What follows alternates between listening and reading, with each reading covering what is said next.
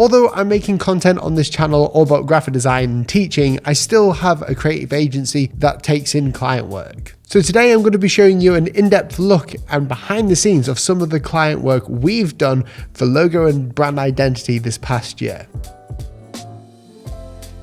The first client I'm going to talk about is Jani. If you don't know him, he is an absolute legend. He makes these amazing Netflix-style documentaries on his channel about cryptocurrencies, mysteries around gurus, the prosperity gospel. They're super interesting, and I had the honor to brand him. James's original logo was just essentially his name written in a nice font. It didn't look bad, but it wasn't unique enough. He wanted a style and a brand of himself that could be taken into the future to make even bigger documentaries on different platforms. So I first started off with just coming up with some ideas of the letter J, because this is what I do when I'm in Illustrator or when I'm sketching. I like to see where the land lies. I like to get all of my thoughts out onto paper first and just spew it out. So you'll notice a sort of pattern throughout this where I'm taking the letter J, or I'm just starting off with really strange ideas, because these are things that I need to just sift out of my brain. Now, the reason why I've started at this point is because we do a call with all our clients, especially when we do brand strategy with them, which is essentially working out who they are, what makes them different. It really just helps them understand their segmentation in the market, and it helps us get across the feeling that he's trying to portray, which is what all brands do. So I start off with this idea here with the J, and it looked a bit too, clean. So as you can see, I went into creating more of a gothic version. Now, the sort of key points that I got from wanting to create this style was sort of mysterious and almost like a cult. Those keywords kept coming up for me when I was ideating, because I was already a fan of James and watching his content, and I was just trying to see if I could push the boat out with the keywords of mystery, storytelling, finding the truth. So you can see over here, part of the process was to essentially use a calligraphy pen. I do a lot of hand lettering, but this is so I could show him I'm trying to find typographically an icon for him, or a way that it would work. And surprisingly, it worked pretty well there, but we did change it in the end. So we keep going and we find I like the image of an eye. Now, obviously, with the way that the whole brand idea worked, was I was trying to come up with this cult look that was unique. And we have this thing called the all-seeing eye. Essentially, I like the image of the eye, and I wanted to play around with this, because down here I started creating these, and I thought to myself, well, if I'm creating all these strange eyes and these strange icons, and these were just for me to play around with, I wanted to see what I can do with creating the eye kind of naturally, like so, actually embedding it into this sort of, mosaic, mysterious icon that could be an eye, it might not be, it might be a crystal, we don't know. There's a story behind it. So this was a drawing that I did in Adobe Fresco, and I brought it in and I literally just edited it like this.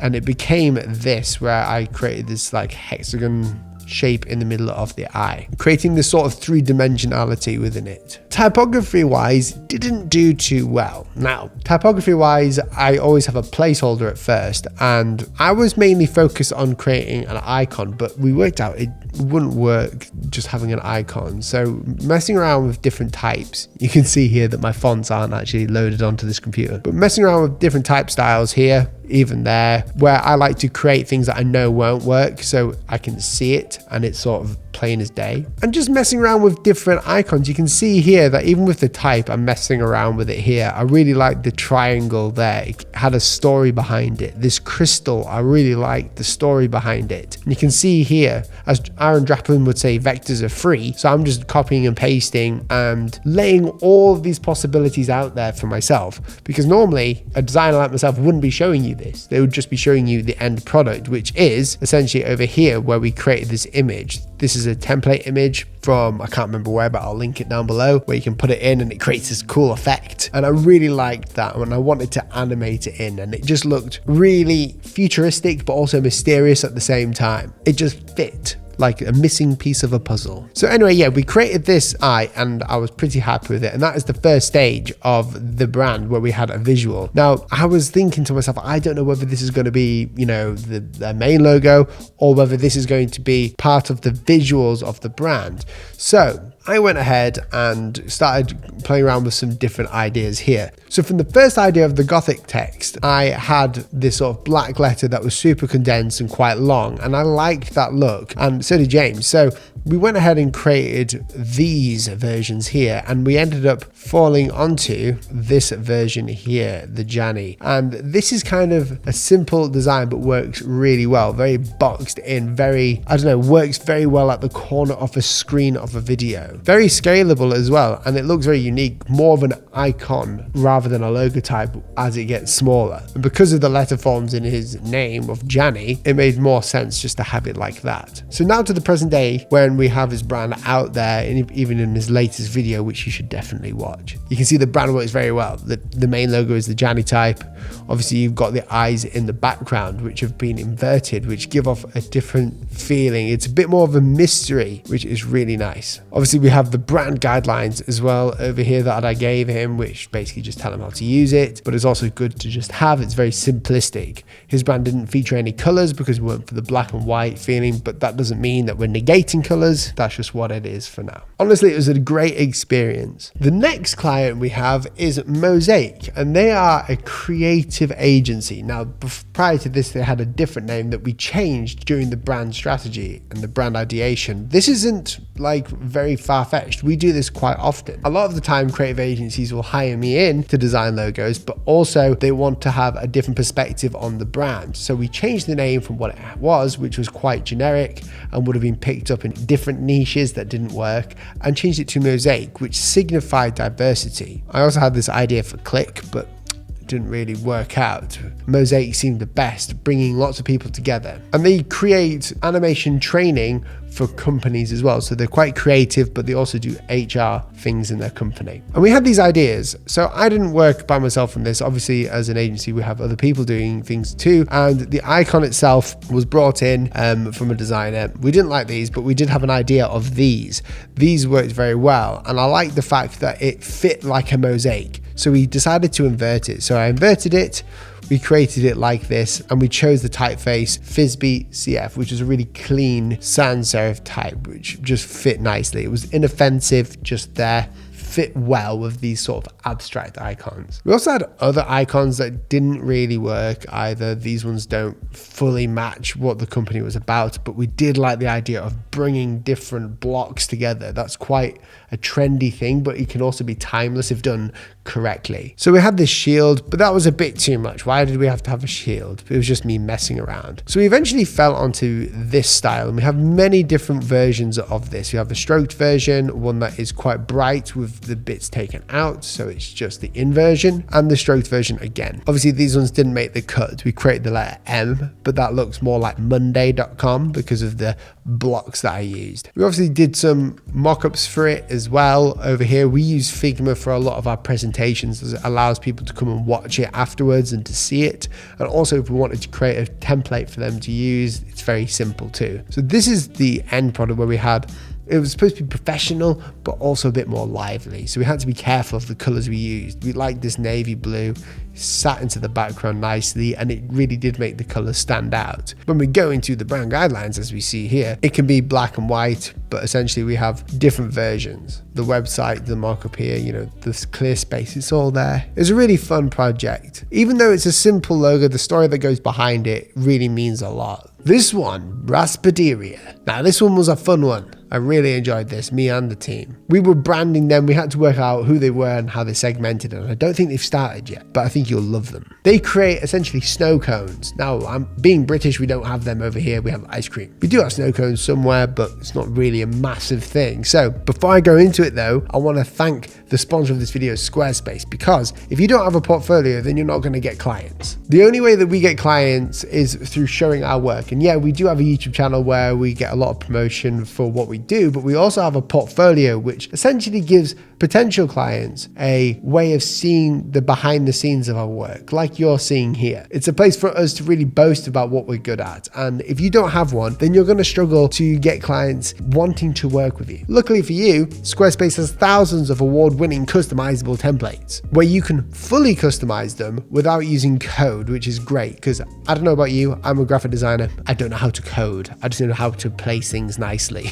You can make your own portfolio, have a contact page, you can set up your domain straight from there, set up your emails to look all professional. You can even get rid of the Squarespace branding on there too, so they don't know that you're on Squarespace. The best part about it is that you get 10% off your first purchase with Squarespace, but also you get a free trial, so you can try it for free. And when you're done and you're ready to publish your website after making it for free, then you get the 10% off. Honestly, Squarespace is great for any website, but especially for us graphic designers. Raspaderia, snow cones, really interesting. It has that Mexican feeling towards it. So here's the main logo type here. Now the inspiration for the logo type was obviously giving it that hippie vibe of the 1970s, thinking of Mexico as well for the color scheme. Now I wanted it to be fun, readable, but the challenges we face is that logo types can be difficult to make depending on the size of the word. Now Raspaderia is quite a long word, so we used not this, but we used this type as the main logo type, which was completely sketched in by myself. You may have seen it in other videos.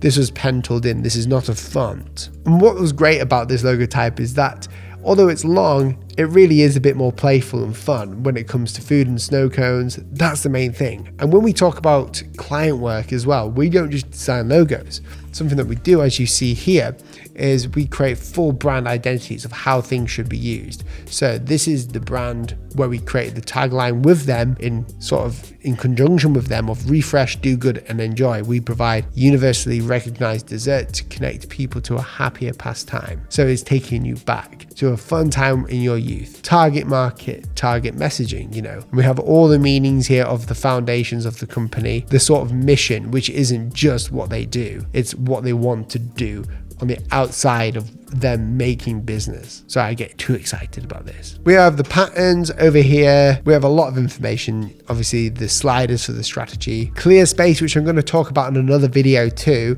This is really important, but also we have an icon. Now, typographic logos can have a bit of a problem with icons. What were we going to do? Well, simply, I wanted to create sort of a coaster or a sticker of the R because it's quite unique, quite playful, and it fits really well throughout the whole brand. So that's what we did. So the logo type is here. This tells us the do's and don'ts. So don't ruin the logo type, please, of how the logo and logo type should be placed. So they're separate. So use the full logo type when possible. Use this when possible, but don't put them both together because it will look terrible. Typography scale. This is all the stuff that you need, colors, background colors, distressed, and obviously the mock-ups too. Now these illustrations on the patterns were custom made too by the team because we wanted to get that feeling of the logo type in there whilst it not being alienated. Sometimes when you create a logo type and you design some patterns, it's difficult to make them feel visually cohesive. But this time we did by making it a bit more playful, a little bit more distressed, as you can see. Some icon badges here that were created too, little fun things, loyalty cards, all the stuff here for the van, everything else. This was a really fun project. Honestly, there's so much I can show you about this. We had a lot of fun, but one of the funnest things was using elements of the brand as a frame. So the frame that we used, or what we should call a graphic device when the logo goes into it, was the circle here, which normally has the R in. Now on the Instagram, on the gram, you can put images within that, which further brings awareness to the brand, visual awareness, increases memorability on it as well. The Instagram stories was the most interesting one. So the way it went is I needed an Instagram story. So I asked Jim, who works with us on the graphic design project and the videos, and I said, we need to find a way of getting, the branding into the story cohesively without it being just all about Raspaderia. So what they did was that we used the underscore of the letter R of the actual icons. This is part of the R here, and the actual image will go on top in this part here, which is really clever, just like you see here. So we've got shapes that are continuous to the letter R, that are reflective of the brand, all in there. Obviously we've got the packaging, the stickers. I could go on and on. Okay, the last one that I'm going to fly through today is Pagulayan. Now, Pagulayan is a world famous snooker player or pool player. I get confused between them both sometimes. And he is normally known as the lion. So I was tasked to design a logo for them. Obviously, it's got to be a lion, but it's very difficult to come up with a unique lion. So we started off with this main shape here, which we continue to simplify. I didn't like the fact that it was full bodied because at small scales, it just looked terrible. So I played with the ideas of just using the head. That looked like a horse. So we needed to bring it into more of a lion shape. So we did it from this. I liked the hair being here, but the problem we had is that it looked a bit too strange. So we cartoonified it a little bit. By that is we inverted it. We made the stroke on the outside massive, which gave it a really nice balance. We did strategy with them as well. So we created the brand guidelines here of how it should be used. It was a relatively simple logo, but difficult to execute because it's a lion. It's very difficult to make it unique and to stand out. And it requires, I wouldn't say a lot of attention, but just a lot of knowledge around lion-esque logos, because we needed to make sure through searching for other lion logos that it wasn't in competition with someone else. So we came up with this. This is more of the actual packaging surrounding it. Here's some of the products or the way that it could be used on products. This t-shirt was really fun to create. And obviously we're not packaging designers, we create the brand for the packaging. So this can be taken, this whole document here can be taken to the packaging designer or their graphic designers that they have, and they know how to use it. If you enjoyed this video, then thank you for watching. First of all, make sure to subscribe and check out this video here. That was my client work rewind.